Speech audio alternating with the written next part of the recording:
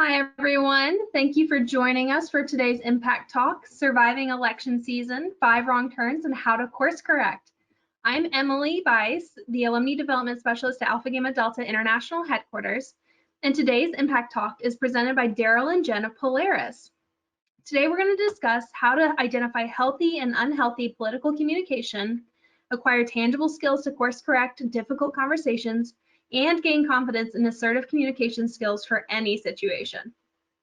Before we begin, please complete the short pre-assessment survey that you should have received the link via email prior to this Impact Talk. I'm also posting the link in the chat box. Your participation in the pre-assessment contributes to the longevity of Impact Talks and educational programs. You should be seeing that in the chat now. Following this webinar, we'll also invite you to visit Daryl and Jen's website and Instagram accounts. And those will also be in the chat. Daryl and Jen, take it away. Thank you all. Welcome. Hopefully you are all thriving through this election season.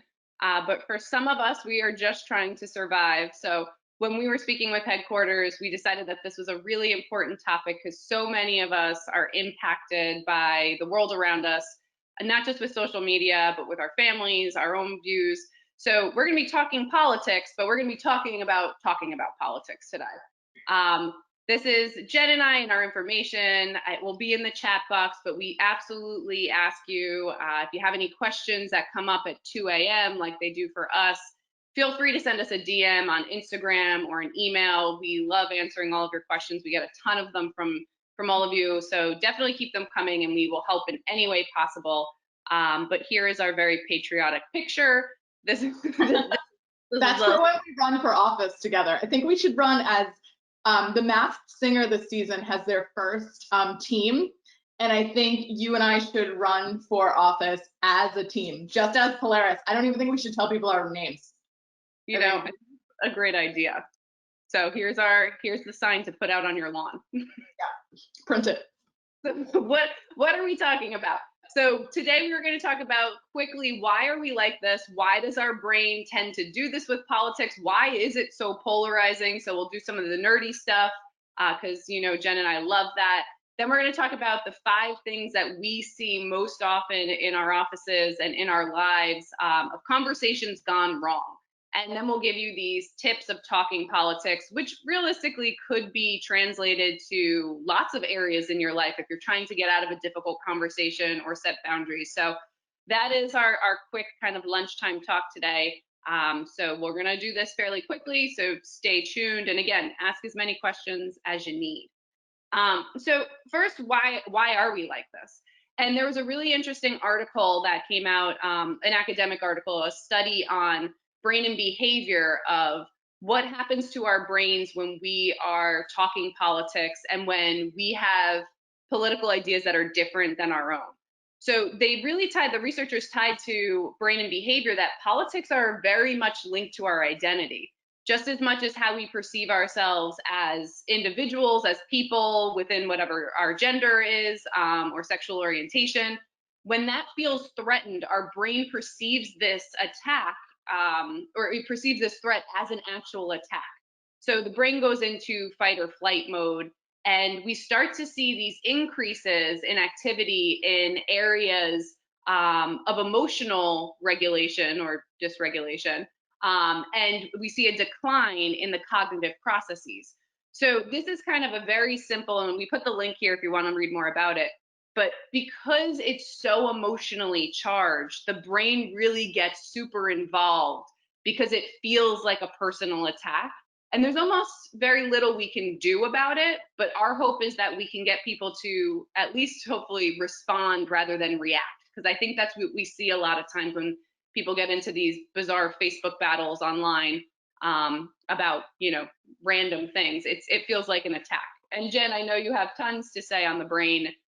So what are your thoughts on this particular study or something in general?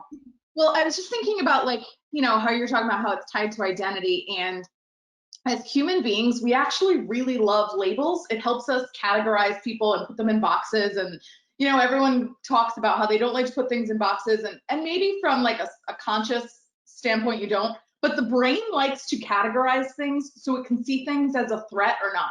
So we identify people, right? And we identify ourselves. So every time I'm talking about guilt, you'll hear me talk about how I'm Irish Catholic. That is my way of like, I was brought up Irish Catholic. That is my way of like identifying myself, right? Like I love to talk about my alma mater. That's my way of identifying myself. I love to talk about my job. That's my way of identifying myself. And people like to do that to us as well. And we like to think that we do it in the most benign way possible, but the human brain does scan people and categorize them. So I think like, you know, I don't know if you can say the same, but I don't think we saw this amount of talk about politics in therapy sessions 4 years ago. Agreed. I think from a therapeutic standpoint, we are experiencing something that we maybe didn't experience 4 years ago. I think a big part is exactly what you're saying. I identify with this. Other people in my life identify as this. I don't know how to reconcile those two things. And it's causing a lot of inner stress for people because I think this is a different experience than something, at least in our lifetimes, or at least in our lifetimes as psychotherapists, that we've come across and how it's truly impacting people. Oh, absolutely. And to be fair, this is kind of like a reality TV show in a lot of ways where everybody knows the characters and everybody has something to say. This is like Real Housewives on steroids. So there's also that piece too. I think our social piece has, and the social media piece is what I mean by that, has really fueled this, plus quarantine and not having our normal escapes. So you got brain and behavior here, and then you have all the external kind of factors fueling this. And I think it's created this perfect storm. So if you're really struggling with why am I feeling so emotionally charged about politics, or why is my mother or boyfriend, girlfriend, somebody else in my life, it's because of their brain, and B, it's because of the environment. So we definitely want to set that stage there for you all, because like we're human beings and we're trying to do our best. And because you're all sitting through this, we're going to talk about exactly what we can do to do our best in these situations and to very truly respond rather than react. And these are the different political wrong turns that we have seen, and we're going to go through each of them. But Jen, maybe just looking at this list, do you have one or two that you've seen the most? And I know we're going to go into more depth on it in a second, but just maybe just a topical kind of observation. I kind of have a rule. I don't talk about anything when someone's been drinking, myself included. You know, some people love to have a beverage or two and then have a heavy conversation. I don't believe in that at all, regardless of whether it's politics. I don't think you should have a few drinks and talk about your relationship. I don't think you should have a few drinks and talk about politics. That is just something I subscribe to because I think it's a fallacy when people say the truth comes out when you've been drinking. No, it doesn't. The things you normally would filter come out when you've been drinking. And that doesn't make them true. It just means that maybe you wouldn't have said that thing that was really gonna like dig and twist at somebody prior to having those drinks. So when someone is mean to you when they've been drinking and you internalize that as it must be true, people can still lie while they're drinking. Like their ability to tell a lie or their ability to like hit low to chop you in half doesn't go away. And I also, you know, it's the wrong time and place, right? Like there are times where I may have someone in my life who is capable. Daryl, for example. Daryl and I can talk politics with each other, right? I think we have on a few occasions. We are able to say, I hear you. I either agree or disagree, because we have that relationship. We just have that dynamic where we are able to have those conversations. There are certain people in my life that I definitely could not have a conversation with, and I definitely don't want to have it with them over Thanksgiving. So for example, it's a wrong time and place. My Thanksgiving table this year, I am hosting, is the wrong time and place. So remind me to send that text out after this conversation. But it's just not when we're having it. Right. Right. And I think, you know, for those of you kind of reading this now, this could be political wrong turns that you have seen and it's impacted you. You might also be hyper self-aware right now, which congratulations, golf clap. This might be you saying, I have done some of these things. So again, there's no judgment here. But it does happen, from both sides, and we're going to kind of talk about it from the side of it happening to you. But we absolutely also mean this. You might also be the perpetrator in some of these wrong turns, and that is okay because you are here, and when you know better, you can do better. So wrong turn number one, it is the wrong place and the wrong time. And you can put it in the chat if you want, if we kind of want to open up to discussion a little bit or not. But just what are some wrong places and wrong times? Jen, you mentioned Thanksgiving. What are some other things that come to mind? Therapy, for example, wrong place, wrong time. Not my place to share my political opinion, right?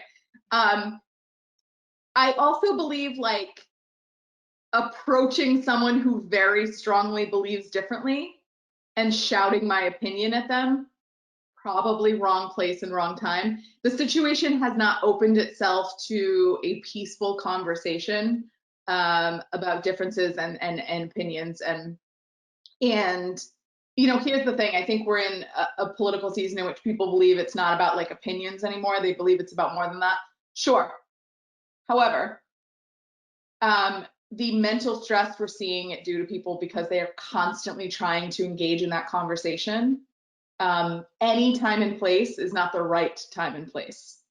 And I think that's a big piece of it. I think just assuming that because someone is sharing a political opinion, it's time for you to, is potentially a pitfall in communication. Right, and I love that. So it could even be wrong place, wrong time, wrong person. Could potentially be this wrong turn number one. I would argue the workplace. I would argue potentially at pickup or drop off at school. Wrong place, wrong time. I think knowing your environment and knowing your audience, like Jen is saying, is probably the biggest piece of awareness here for you if you're talking politics or if you're getting politics talking to you. If you're spoken at with politics, look at your environment, and if you're feeling guilty, like why I should agree with them or I don't know what to say. If you're like, this is the wrong place and wrong time, you're my dentist, like my mouth is full of all these instruments, I can't say anything back, but I don't want to listen. It's the wrong place and wrong time, so you're allowed to assert that. And also, I was also going to say, like, I think chat boxes on your loved one's social media may also sometimes be the wrong place and the wrong time. Daryl and I have a person in our lives that we absolutely love, but she is constantly caught up in political disagreements online. And here's my issue with it. My issue isn't that she gets into them. My issue is that it's affecting her mental health and it's affecting her relationship with other people. Right. And I think that's kind of my thing. Communicate as much on social media as you want. It becomes the wrong place and wrong time when it has started to impact you. And as therapists, we're telling you, we need you to take a step back. And I'm not saying don't fight for things. You can fight for things. I'm saying let's talk about the right place and right time for you to do that so that it doesn't negatively impact your mental health. They just came out with a study that showed that if you looked at views on Twitter specifically, political views that you agree with, people ended up leaving feeling more emotionally charged, more anxious, and more depressed. So even if you're reading the stuff that you agree with, it doesn't necessarily help your mental health as well. Right. But if you find yourself in the wrong place in the wrong time, be mindful of the space. Again, that awareness. Where are you and is this appropriate?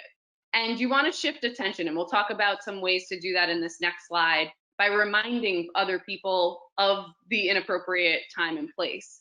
And you also want to set the example. So if you are in your own home and you don't talk politics, you're allowed to set that example there. It's harder if you're in someone else's home and they do that, but it still doesn't mean that you can't be the example. You can still set that example. And by setting the example, I think we mean you can set that tone. And some ways to do that with the key tactic of redirecting. And Jen, I mean, you can kind of go through like you're at the ready responses or which one you kind of like best, but these are just some kind of pre-packaged responses ready to go if you're looking for them. Yeah, I think, it kind of happened to me last weekend. I was at my brother's house, who I'm super comfortable having these conversations with, and he had a friend there who I haven't seen in like 20 years. And nice friend, just haven't seen him in 20 years, so we're not super close. He started sharing some opinions that differed not only with mine, but were fairly controversial to a lot of people. So my go-to response was, I'm not you gonna do this right now? Because I haven't seen you in 20 years. That's actually how I responded. I made it, and I like made a little cringy face, like, but I said, like, I was like, I haven't seen you in 20 years, so I feel like we shouldn't do this. So this is gonna piggyback off our next one. He actually had been drinking as well, so there was part of it. But I was like, oh, I'm actually not gonna do this. And I was like, but I did see on Instagram the other day, it was so-and-so's birthday. I haven't seen them in 10 years. How are they? And I completely redirected the conversation. It wasn't hidden. They knew exactly what I was doing. And he went with it because he's a normal human being and was able to sort of go with the flow. But I think sometimes it's okay, just kind of like how you put it here, Daryl. It's okay to come right out and say what you're doing. Like, oh, I'm actually intentionally not being part of this conversation. Can we talk about X, Y, and Z instead? Right. And I think this first one of like, can I interrupt? We need to talk about X, Y, and Z. If you're at work, or if you're at, you know, a place where potentially there are other things to deal with or talk about, if you're at your in-laws and you're trying to figure out your, you know, birthday party for your kids, or, you know, you're at a chapter meeting with your sisters and you have some things that need to get spoken about, you can say things like, can I just interrupt real quick? Can we just talk about that brief that we need to discuss, because we only have a little bit of time? You know, you can say things like Jen saying, like, I'm not going to do this, or can we table this? Like, let's just talk about this later. You can say, this is not the time or the place for this.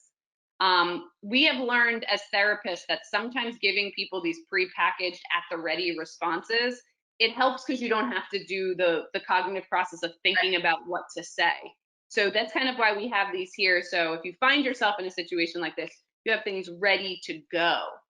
And Jen, you talked a little bit about, you know, the substance, drinking and substances involved. So what are your tactics here on this list and off this list? So here's the thing about most substances, particularly alcohol. One of the very first places it affects is your frontal lobe. You and I have talked about this. Your frontal lobe is your decision-making center. It's why beer goggles are a thing, right? Or that dance move that wasn't a good idea before you started drinking still is not a good idea. You still look ridiculous, but you have now, your decision-making center has been muted, so you now think it's maybe an okay idea. As a result, people will say to me all the, say it again? I feel personally attacked. It's not you. We just mentioned the other day that we haven't been to enough clubs together. Not that we should start in our mid-30s, but in our lifetime experience, we haven't done that. But people will say to me all the time, like, so-and-so came home from drinking and I was trying to talk to them and they were just being completely irrational. It's like, right, why were you trying to talk to somebody who's been drinking? Like, their decision-making center has been affected. Like, why are you trying to rationalize with someone who's under the influence? So I think here's the thing. The first rule is like, don't try. It's not going to happen. Like, you can't override brain science. Like, it's just not, you just can't, right? So I'm a big, like, I don't engage, whether we're talking about politics or whatever. If someone's been drinking and they bring up something, I'm big to just say, like, I love you so much. I'm actually going to go to bed, or I'm actually going to head home, or I was just about to hop in the shower. Distract, like, oh yeah, no, I totally hear you. Tell me about your night. It seems like you had a great night. Take control is just saying, like, like, come sit and watch this movie with me. Like, let's not do this right now. And I think setting expectations, and I don't know how you feel about this, Daryl. My thought on setting expectations is do this proactively rather than reactively, right? So my belief is like, here's the thing. I love you so much, or I care about you, or I value our friendship.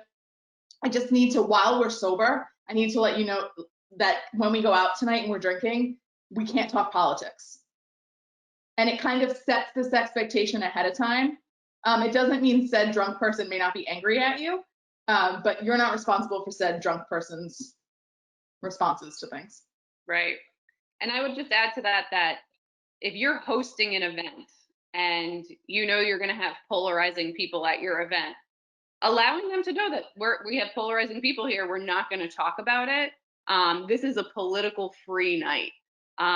You know, you can take control of the event. Maybe you're hosting Thanksgiving and maybe your family gets really fired up. Maybe it's a sober Thanksgiving. That's not the worst thing in the world. If you know that this is going to cause life-ending relationships or life-altering relationships, it might be better to not have that proverbial fuel to the fire. So I totally agree with you on all of those things. And I think Jen's right. Distracting here is going to be the biggest thing. You're going to have the people that keep going because they're drunk or they're high or wherever. And you might need to distract a few times. There might need to be multiple distractions. But you can say things like, oh, this is a no political zone. Like, you can make it fun. You can make it lighthearted. It doesn't need to be a serious thing.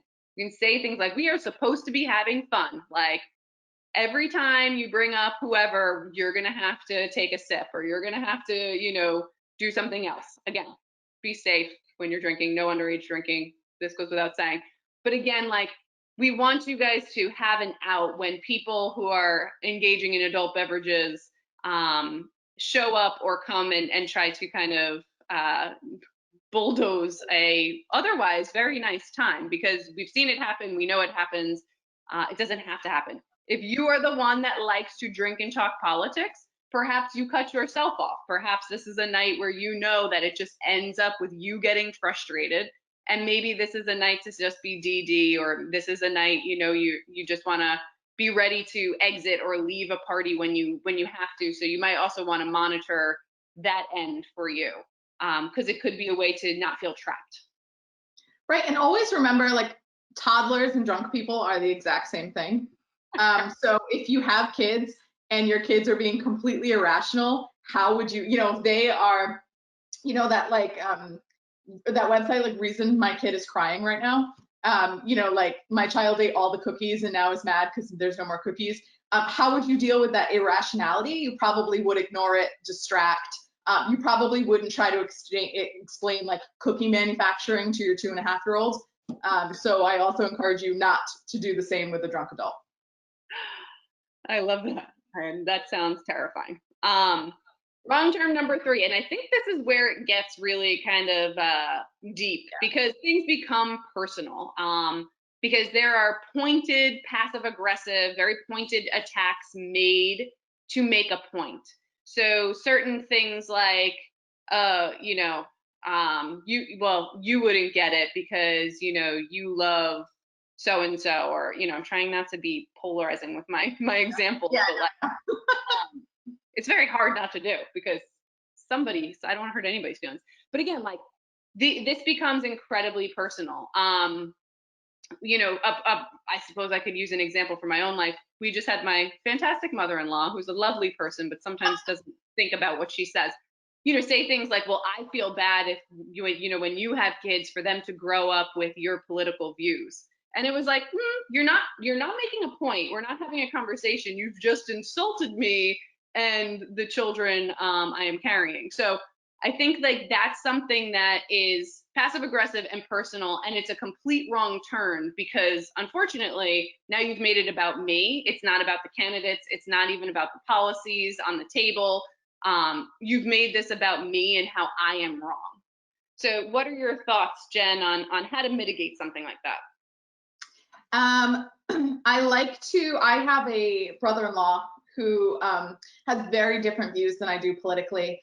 And he and I are able to talk about it and occasionally tease each other. It never really reaches passive aggression, though.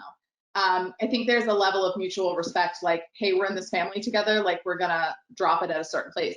There's other people, though, in my life, though, who will, like, label me, and I'm not labeling myself right now because I don't want to share my political affiliations, but who will label me certain things, and it's definitely passive aggressive. And I feel very empowered in saying, I hear you. Now you're being personal, though, so I'm going to exit this conversation. I think there's an incredibly assertive way to do that, and that's the first point right here, right? Use assertive language. It's okay to call a spade, and then to explain why you're exiting. And if they say, like, it's not personal, I think it's okay to say, like, okay, I hear you. Again, it feels personal to me, so I'm going to exit the conversation. And then if you have to physically remove yourself. A conversation can only happen if 2 people agree to be part of it. So if you are assertively removing yourself, or if you are the person who is making passive aggressive digs at your loved ones, or maybe not so loved ones during this time, think about that. Think about you are taking the opportunity to make it personal. Right. And I think also included in this are like calling people snowflakes. That doesn't help. Also saying like, okay, boomer. Also an attack back. So certain things like that are things that we see that, again, might be funny to say, But when you're trying to have a conversation of any kind, the second it derails into personal attacks, I don't care if you're talking about homework or chapter stuff or, stuff with your significant other about the dishes, the second you start calling them lazy or, not effective or anything like that, we are no longer talking about the conversation. So there's no point, because now it's about defending your point of view and yourself. So I love what Jen's saying, and part of a boundary is leaving. If you don't like a conversation, you are allowed to physically exit or end a phone call. A boundary might also sound like, if you're going to continue to call me names, then we cannot have this conversation. I'm going to hang up. And that's the following up on consequences. If they continue to say like, you would say that because you're a boomer or you're a snowflake, then the consequence is like, okay, well, I have to get off the phone right now. Or like, okay, like, come on, we're leaving. I'm gonna go back to my dorm, or I'm gonna go back to my house. So teaching people how to treat you, whether it's politically, whether it's emotionally, whether it's your significant other, again, it's an important life skill, because the second passive aggressive or personal attacks are made in an otherwise logical argument, or an argument that could potentially end in a different way, you're not going to get anywhere, because it's become personal. Right. And you're right, Daryl. Like, we teach people how to treat us, and we're obviously removing like physical or sexual abuse from that, right? Right.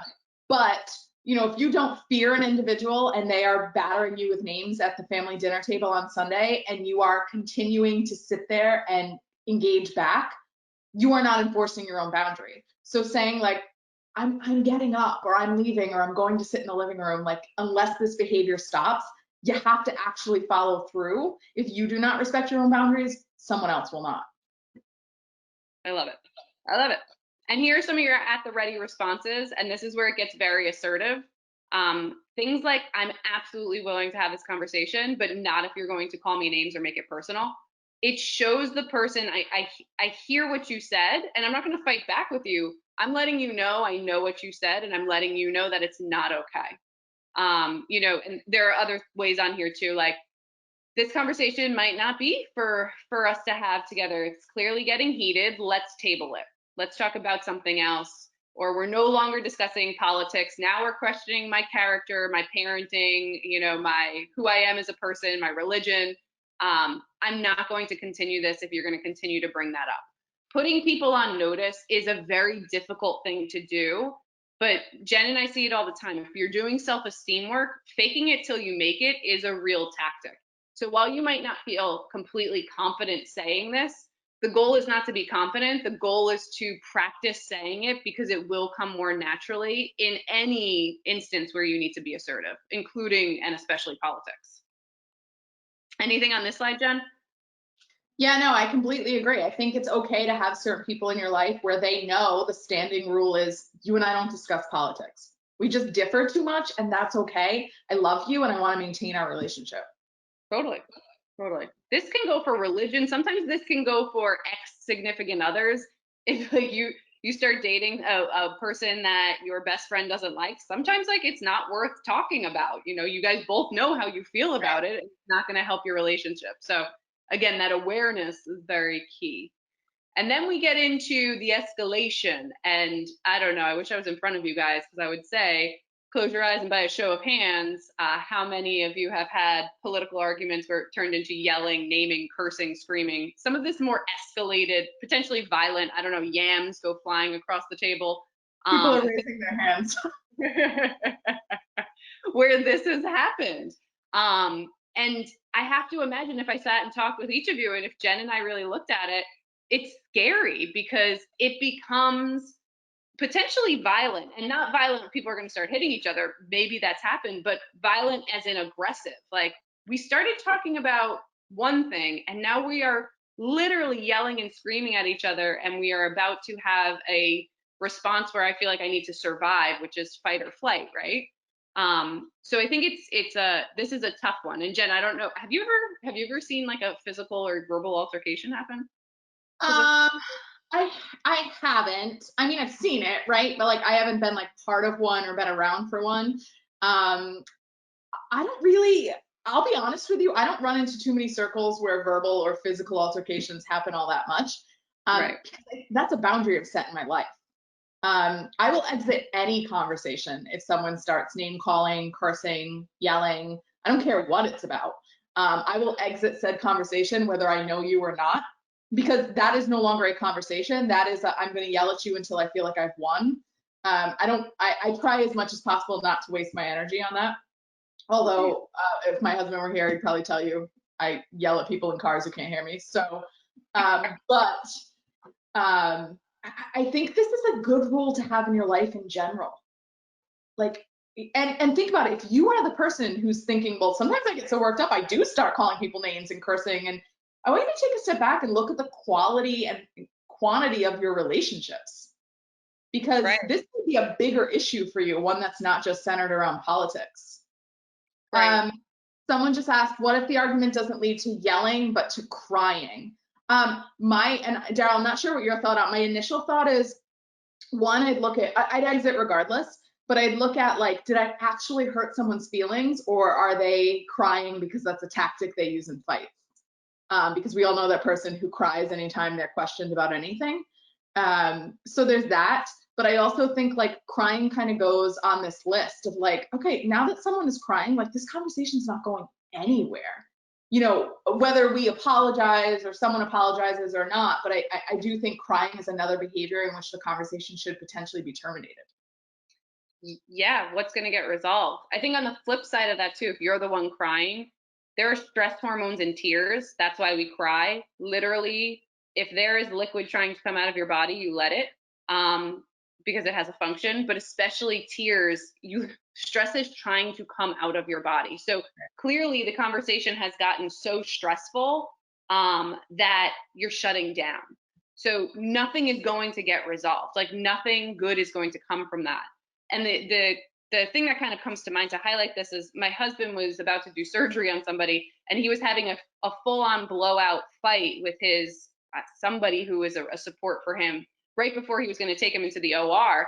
And he said, I can't take you when you're under this much duress. I cannot operate on you when you're clearly under this much duress. Like, we're going to have to postpone this, because it can physically impact your health and your decision making and your ability to heal physically and also emotionally. So I'm absolutely with you, Jen. I think anytime that yelling, name calling, cursing, crying comes into play, and we can argue all of those are defensive tactics, right? If I start yelling, you're going to back down, or if I start crying, you might back down. But at the end of the day, to me as a therapist, it's signaling, like, we shouldn't have this conversation. So I'm with you. I think, Jen, like, you understanding your limits and you understanding your boundaries is a beautiful way to model to everybody else that they should also know, guys should also know what your boundaries are. What are you willing to tolerate? Are you willing to tolerate somebody calling you names? Right, you can yell and scream in this room all you want. I won't be here for it. So you might be yelling and screaming at the wall on your own, or to those people you're not speaking to. You can choose whichever behavior you want. I don't have to stick around to watch said behavior. Right. And the best thing you can do with that is disengage and find an exit. Your job isn't to calm that person down. Your job isn't to fix the fight or agree with them. Your job is to find a literal exit. If that is out of your house to your car, if that is out of the room, if that is to the bathroom, finding some literal space will help diffuse the anger. And again, if this is becoming violent and stuff like that, and Jen and I can put resources up on our Instagram, we're now talking about abuse, and we're now talking about something that is not political. This is just a way for people to control you and your relationship. So if this is something that's happening in your life, like, it's a problem. What are some of your at the ready responses for stuff like this, Jen? I tend to be more frank, and you know, I think you and I both do. So people may not want to be as frank as we are, but I like that you're saying, like, you know, this isn't just avoidance. I like that none of your responses say F you and there's a door slam involved. I think it's about saying, like, reiterating boundaries. Like, this is getting to a place tonight where I wasn't looking for it to get. I'm gonna go. You know, we can talk about this maybe later, or, like, it's getting late. I think we should call this a night. Or, you know, like, those behaviors aren't okay with me. I'm gonna go. Right. And I love how even when you're saying it back, it's calm. We're taught as therapists de-escalation training. Jen and I have both worked in, high high mental health situations, from mental health hospitals to DCOIF or Child Protective Services work, prison. So we're taught how to de-escalate a situation. De-escalation doesn't mean yelling back. De-escalation doesn't mean trying to have your point be heard. De-escalation sometimes means talking softly and talking slowly and allowing for that person to come down as you are exiting the room or as you are finding a way to change the subject, get that person safe, get you safe. And again, safety doesn't mean necessarily physical safety. It absolutely does, but also like emotional safety of I'm feeling attacked, I'm feeling like I'm crying, or I feel like I want to yell back at this person. None of that is healthy. Let me respond rather than react. I like that I can hear you typing. It sounds like you're chewing in the ear because I can't see you. It's very stimulating for the senses. And just so you know, Daryl, it's 12:40. I know you can't see the time on your computer, but just so you know. Perfect. And this is our last one. So last thing is there's punishment once the conversation is over. Now, punishment means this person, you've had your fight or you've had your boundary set. Now this person is no longer engaging with you. They have iced you out. They're being cold to you. If something has changed in your world, you might not have gotten a promotion because of it or a job or something a little bit more drastic. But the response here is we want you to name what the discomfort is to that person and to yourself. You want to normalize the response and navigate solutions. And what that looks like is it seems like we've been off since we had our last conversation about politics. So you're naming it. You're normalizing it by saying, I understand how we could have different views. And politics puts people at odds. And then finally navigating like, do you think you'd be open to working with this on me? Do you think that we could sit down and talk about how we talked about politics? So you're finding a solution. So sometimes when and this is really great too, when you find people icing you out or responding differently, or even if you're trying to mend a friendship, it's a very helpful thing with your spouse or your friends or coworkers to name what it is, call out the elephant in the room, normalize that people fight, normalize that, it's okay for people to be at odds, and then trying to find a solution, navigate that solution. Because I think that it's important for us not to lose good people in our lives just because we have different ideas on things. I don't ever want to lose a friendship because I think chocolate chip mint is the best ice cream flavor. That seems silly. It's kind of silly too when we talk about politics. Again, I'm minimizing by a lot. But again, we are allowed to have people in our lives who have different opinions than we do. In fact, if you listen to our past Impact Talk, it's encouraged to have people in our lives that have different opinions than we do because it helps us grow. We don't need to agree. We need to respect and listen, and we need that in return when we feel differently than somebody else in our life. And I also just want to normalize the people who, because it's come up in therapy, saying like, what if I can't reconcile with someone I love so much, things I know they support or don't support? You also get to make that choice. I think what Daryl's saying is like these tactics, yes, use them for relationships that you want to maintain that are super important. If you have relationships in your life where you've said, due to this election season, I've chosen that these are relationships I don't want to continue, you also get to make that choice as well. I think what we're saying is like, these are the ways to do it that maintain like the best mental health at the end of the day. Right. You are allowed to have people in your life that understand where you're coming from and value what you value. Absolutely. But I would argue too, have conversations with those people before you cut them out. See if you can't come to an agreeing to disagree where you both respect each other enough. Because life is short and we want good people around. And if they're not your people, you are absolutely allowed to cut them off for your own health and wellness. So I'm happy you brought up that point. You're absolutely right. And this last slide is if you are going to talk politics, if you are diving in, if you've decided this is what you want to do with someone that you know does not necessarily agree with you, really quickly, manage your expectations. If you are a stark Democrat talking to a stark Republican, manage your expectations that you guys will probably disagree. It's not about the other person coming over to another side. Like, I don't know what that fight is about. So you want to manage the expectation. Like, so my question is, what's the point? You want to practice active listening. If you're going to talk politics, like, be aware that you also have to listen to what the other person is saying, just as much as they should be listening to what you're saying, and actively listening, not just being silent while you talk. Processing. Take breaks when you need, literally leave if you have to. Everything we talked about, if it gets to a wrong turn, use your at the ready responses and tactics. Agree to disagree. One of my favorite things to chop a political conversation in half is I say something like, you know what, I am just incredibly blessed and happy that we get to have these arguments in a country where we get to choose. Chop. There it is. Done. It's agreeing to disagree. Or it's me not engaging in a political conversation by using something positive and something uplifting and something true. Set your boundaries, and I would argue keep your conversations off social media. It doesn't help. We know statistically it doesn't help. We know emotionally it doesn't help. It doesn't do any good, and I think you should ask yourself, like, what's the point of this? If you are really angry and taking to Twitter, is there a better way? Call a coach, call a therapist if you really want to work through some of that anger. You're allowed to go on Twitter and voice your opinions and feelings. You just might get more anger because of the way people respond. You might be opening yourself up to more emotional distress by doing that. So again, you're allowed to. We would argue there might be more healthy ways to do that. If you want to put your activism on there, if you want to put, positive things you're doing or ways that you are making a change, cool, absolutely. If you're going on to badmouth somebody else, to spew hate or be negative, I would argue, like, we got some stuff to work on, girl. Call us. We want to help you through that, because I don't want anybody to feel that way. I don't want anybody to feel so consumed with self-hate or hate for others that it ends up in self-hate and it ends up in untangling more things than just your political opinions.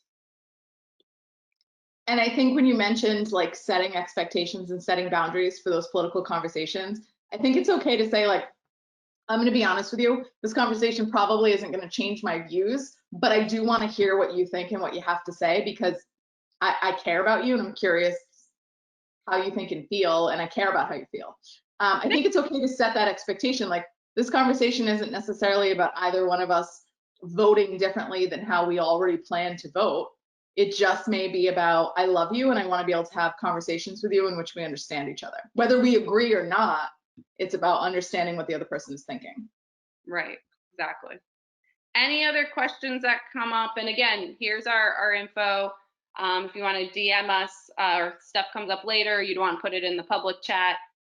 We know this is very difficult conversations to have. We know that this is a very difficult time. Please take care of yourself. Your mental health is important. We see so many people now, and the national and international statistics on anxiety, depression are staggering because of what we've been through the last 7 months, on top of all of this other political stuff. So please take care of yourself. And if we can help in any way, absolutely let us know. We're here for you, and we want you happy and healthy and sane.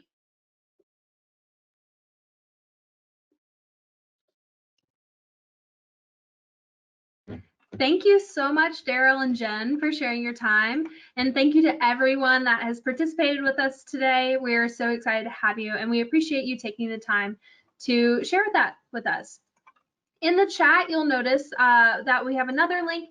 If you can take the time to please complete the short post assessment, it's in the chat. It'll only take you a few minutes, and it'll also be included in the post-webinar email communication. Like Daryl and Jen mentioned, they're happy to receive any questions you have regarding this topic. If you have a question that's more alpha-GAM centered, please email info@alphagammadelta.org, and your question will be passed along to the appropriate person. We value your time and hope that you were able to learn something new today. Keep an eye out for more information on the next Impact Talk. And as always, a recording of this Impact Talk will be uploaded to Acorn for future access. Have a great rest of your day. Bye.